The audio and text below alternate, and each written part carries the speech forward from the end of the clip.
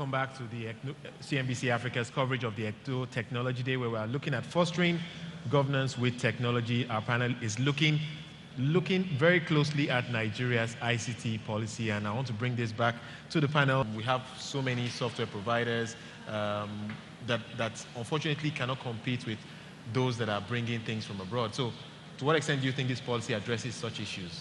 Well, the policy does mention it. It mentions the need for local content. It specifically talks about hardware and software. I think there's insufficient emphasis on services. The only way it addresses IT local services is in outsourcing. But I think clearly there is a need to grow the whole local ICT industry if we're going to progress and achieve this vision of being a knowledge economy. The Ministry of Comms-Tech had recently launched a program trying to identify and groom some software entrepreneurs, software programmers. But it needs to happen on a much larger scale.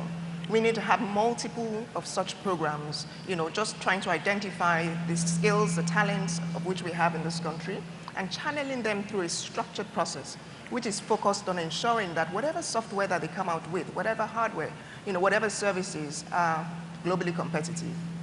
And that brings to bear the whole issue about standards, which has been some of the challenges. So the policy touches on it, but it doesn't drill in deeply enough. Yinka had said earlier that what needs to be done now is to go much deeper. So we need to have that is one area that I think needs to be prioritized. Because if we don't prioritize it, I think we would lose out in the end. Maybe we will become a knowledge economy, but will it be driven by Nigerians? Perhaps not. Let's talk about the knowledge gap in terms of just the knowledge to produce the engineers, the people, the software makers. We don't have that infrastructure right now. Any other member of the panel want to take that up? I can. There's a part of the policy that talks about lifelong learning.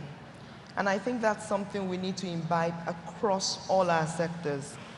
Technology is dynamic and it's changing continuously. So whether we like it or not, even if you learned engineering yesterday, engineering techniques have changed and have evolved. So we need to bring in lifelong learning and continuous education across all streams of our industries. And let's look at, for example, the broadcasting industry and the postal sector that the policy also addresses. Those are not new initiatives, but they're just trying to fix what was not being done as part of a continuous improvement process. We need to equip the institutions and develop the capacity to teach and teach effectively. Maybe the approach is to get the IBMs, for instance, to set up here so that we can have that capacity. But let me hear Tommy's thoughts on this one. Well, my view is this. I think we've created the problem. For us to actually be the solution is going to be an interesting challenge. But here's where I'm coming from. I think we're starting to see a structuring of entrepreneurship.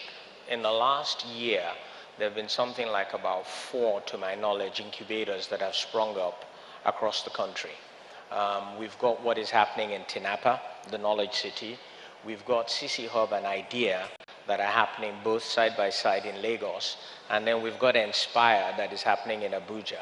I suspect, I haven't talked to Edo State, but I suspect that given they already have a federal government incubator here, they're probably going to be leveraging that at some point. So what we need to do is really, if you look at what the policy is saying, there's certain milestones it's set all the way to 2017. And like Toyin was saying, what we haven't got is the flesh on the bones. So yes, it talks about broadband, and subsequent to that, we've now come out with a proper broadband policy. It talks about capacity development. We need a capacity development policy that is fleshed out. It talks, for example, about adult literacy and lifelong learning. We need policies, that will work about that. It talks about security. We need adequate policies. So there's a lot of work to be done by the structure of government. That's why I got excited about the regulator. So for example, taking regulation out of NIPOST into the integrated regulator and making NIPOST an operator, getting Galaxy Backbone to focus on government, while NICOMSAT can go and commercialize, the capability, but also providing intelligence. So there's a lot in the policy. What it needs now is for us to start to look at how do we bring some of these to life, beyond just the broadband policy. Do you want to make a point on this?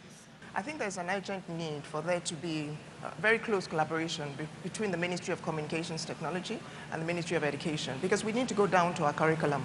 If we're breeding graduates or we're breeding school leavers who are not part of the knowledge economy or who don't understand and cannot operate in the knowledge economy, that's a disaster. So we need to quickly address that, especially given the youthful generation that we have. So yes, we can have special institutions, that's fine. But what about the existing institutions? Are we just going to leave them? There's so much that needs to be done. So how do we make the best use of the institutions we have, the structures we have right now?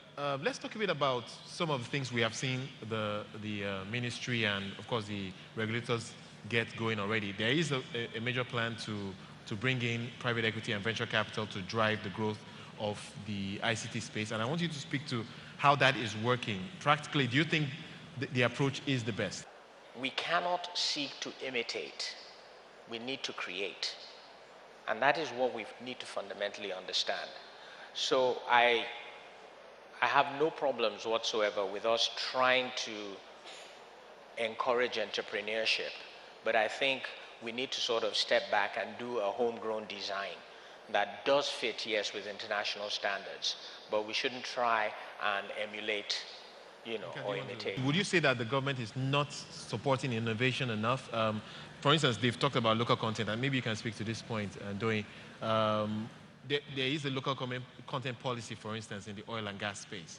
And there's a way, I imagine, that you can integrate a local content policy for ITCZ in that space as well. So do you get a sense that there is enough support to drive innovation in Nigeria, particularly on the ICT? From the policy perspective, there needs to be a lot of emphasis on trying to resolve this legal quagmire. The last panel had alluded to how long it takes to pass these bills. So we probably need some kind of executive veto here to make sure that we build some kind of legislative and regulatory framework, because it's very pervasive. It will also touch on foreign direct investment. Investors will not come when there is a fuzzy regulatory environment. It will touch on the so-called innovators. If you want to innovate on using technology, you've got to have power. So when we talk about the enabling environment, apart from legal and regulatory, we're also talking about infrastructure. So those are very big pillars. We probably haven't talked about it because it's so fundamental and we know that it's absent, but we need to address those pillars if we're serious about the development of ICT in Nigeria. Going from what Tomi said, we also need to be careful. We can't be all things to all men. What do we want to focus on and what do we want to be known for in this industry? We can't try and do everything, because in trying to do everything, you will probably not do anything. Do we want to be a software economy? Do we want to be a hardware producer? Do we want to be an IT outsourcing center? But let's look at it and say, okay, then we can actually develop our resources and our capacities to meet that goal. And then we can now evolve. But we're trying to do 10 things at a time. It's going to be fragmented, we're going to be confused, we're going to be lost, and there's going to be no sustainability or no continuity. If I can, sort of paint a picture in people's minds, okay, that there are 5 components, okay, 5 key components overall that we're talking about here. If you look at the bottom, we're looking at the infrastructure. And we talk about ICT infrastructure, we talk about fiber, we talk about Wi-Fi, we talk about spectrum, we talk about broadcasting. There's a whole bunch of stuff that's happening at that bottom layer. The next layer up, okay, are the policy frameworks. So you talk about public-private partnership, you're talking of business process outsourcing. There's a whole bunch of stuff in the middle. Then at the top of that are the people. So capacity development, universal access, okay, is at that top layer. To our right is security and the rule of law, which cuts across all 3. And to the left is what Toyin was just alluding to also now, is the legal framework, okay, against which all these things have to work. So if we bring it to life and take one minor thing that is my favorite bugbear, that I think we need to address to help innovation, and that is the protection of intellectual property. If we get just that one thing right, where our kids who are creating new things are not being ripped off. I don't mean it disrespectfully to any specific mobile network, but they're not being ripped off. A young child of 18 or 19 comes up with a fantastic idea, thinks he's going to become the next Bill Gates, goes to a mobile network, they get everything out of him, and then they tell him bye-bye. They don't even give him money to go back to his village, and a few months later, they're making millions out of it. We need to stop that trend, okay? And the only way you can do that is intellectual property protection, and that's an example. I agree with the IPR issue. And also, our nation, we need to be well connected with what is happening globally. For example, there is what we call the Budapest Convention on Cybercrime. So Nigeria needs to sign into that so that an innovator can be rest assured that even if his innovation is taken elsewhere, it can still catch up with that person down there. IT has to be part and parcel of everybody to be able to say we can do anything with it. Because in and of itself, basically, technology drives commerce, it drives decision making, it drives, in and of itself, it can't do anything. So while we're looking at technology and the policy as a core, how do we begin to diffuse that core across everything we do in our social lives, in our business lives, in government, etc., etc.?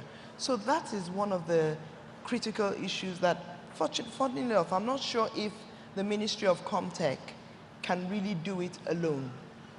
It needs that central government backing. So we look at Edo State today. Yes, there's an ICTA that evolved from the governor's vision to say, let IT be a central part of government. And he didn't try and say, oh, just tuck it under a ministry somewhere or the other. And he put his money where his mouth is. And we can see the results coming out today. We need to also look at that globally across all industries, because across any level where you want to use technology, without that top leadership driving process, technology would still be orphaned somewhere along the line. I think ICT at its core it's all about innovation, right? So if we're not on the federal level, on the national level, seeing policies move quick enough with enough of a sense of urgency, what can we take away from the states and what can be done on the state level? Can a lot be done? We're seeing Edo State, for instance, make some moves right now, but can you speak to that point? We're seeing it already. I mean, you look at what Edo State has done. I mean, Yemi Kerry, please take a bow. She's done an excellent job here. If you look at what's happening in Cross River, okay, if you look at what's happening in Oshun, if you look at what's happening in Lagos State, if you look at what's happening in the FCT, you're starting to see states sort of say, you know what, we're not going to wait for the center. We have state-based needs and we're just going to forge ahead and use it in service provision, revenue generation, okay, and citizen development. And those are three critical areas that any government, whether it's local, state, or federal, have to address. All right, thank you very much. So I think it's been an interesting conversation. Thank you, Tommy. Thank you, Yinka. Thank you, Toyin, and of course, thank you, Jameson. We have been at the Edo Technology Day. The focus, of course, of this panel has been actualizing Nigeria's ICT policy. It's been said to be long in intent, but short in detail. A lot of focus needs to be in implementation, and of course, the quick wins include providing the legal framework to make it happen. That's where we leave it. I'm Wale Famrewa. Thank you for joining us.